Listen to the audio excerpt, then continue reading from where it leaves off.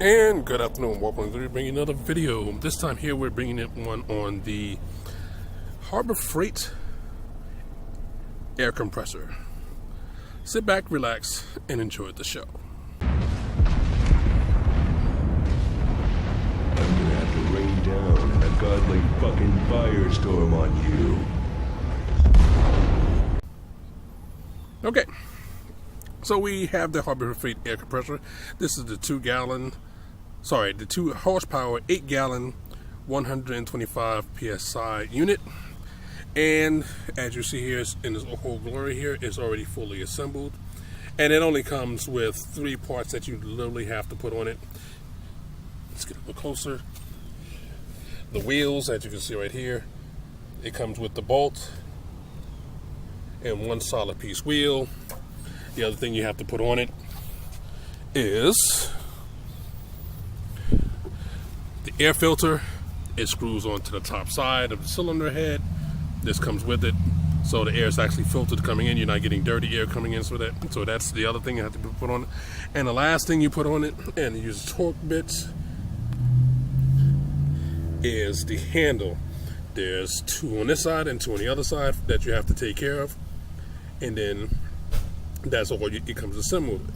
Now it does come with one other thing, and that is oil. When it comes with the oil, you see right here, this is the oil fill marks right here. Now, after this, let's get a little closer. You'll see a little gasket here. Don't lose the gasket. The oil comes with is just enough for you to fill this and have a little bit of oil left over. So you would fill this up. Of course, put the cap back on it. Pretty simple. And then from there, you want to make sure that the oil is filled up to where the sight glass is. Now, unfortunately, I carried it around, so it's showing that it's actually more full than it's supposed to be. It's supposed to be filled up right above the red dot that's right here, just above that.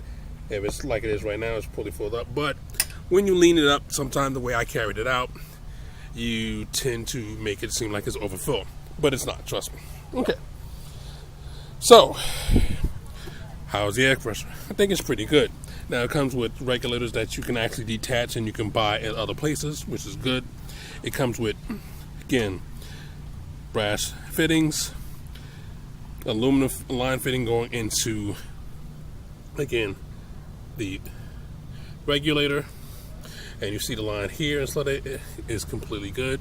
The casting on this it's a very thick casting, so it's a great motor inside of it and everything else, so that's nice and thick. So when I had it running, it's actually clear enough that it's still loud, but compared to the non-oiled one, it's much quieter than that. Put it like this: I have a second one that I just went bad on. That it was only a little bit over a gallon, and that thing was loud as hell. This one I ran, it's like that because it's a startup procedure, which I'm going to go through in a second, and it was quieter than that. Okay, now has the fitting right here, of course, so you can plug anything, your couplings and everything else that goes out here. Nice big for the regulator. Pressure release valve here, and at the bottom there's one for the bottom of the tank to make sure you drain it out. It comes with, of course, instructions. This is the quick start instructions. It tells you what you need to do and everything else of that, which is great.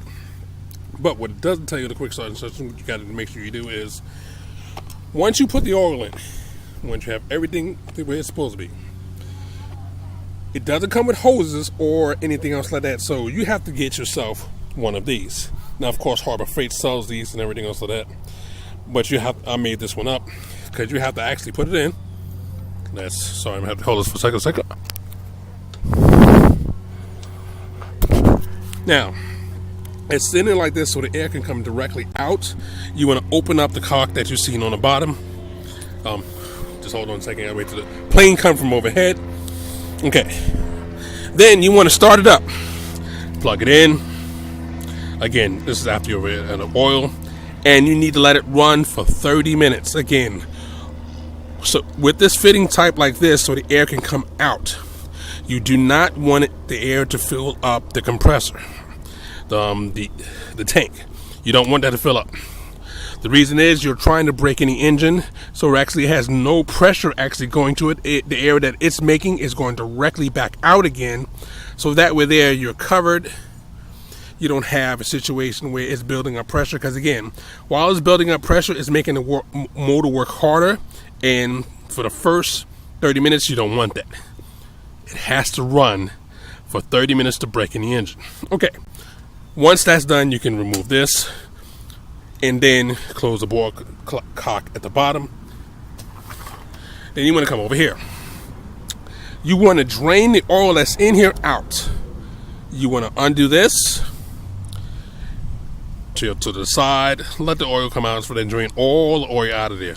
Because when I did it, and from other people that I know that has this, the break-in period always puts out tiny particles of metal from the engine being broke in. It changes into the oil, and then from there, when you put the fresh oil inside of there, it'll make this last for a long time. If you do not do that, you're basically going to cannonball this thing in a shorter period of time. So that's the first and last thing you have to do. Now, again, these air filters can be replaced, so you know every so often it has to be replaced. You also know if the regulator goes bad, anything else, so that you can actually get a replacement for it. But again, these are big, hardy hardware. The on and off button, you can see right here, it says stop. Make sure you don't do it until you put the oil inside of it. This is the off position. That is the on position, and even though they call it automatic, because basically it just keeps going until the tank's filled up, and then the regulator says okay to stop it, and then it cuts off by itself automatically. You use it for whatever you want to do and get it done. And then at the end of the day, you always want to make sure that you let the air out. And a lot of people leave the air inside of it. It's like, oh, when I need it, use it later on and everything else like that. The problem with that is when it's compressing the air has moisture inside of it. That moisture will stay inside of the tank if you do not let the air out at the end. Well, this is Warp 103 saying, warp out, have fun, catch you in the next one.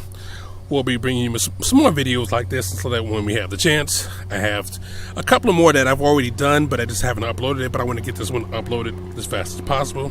So again, warp out, have fun, and we'll catch you later.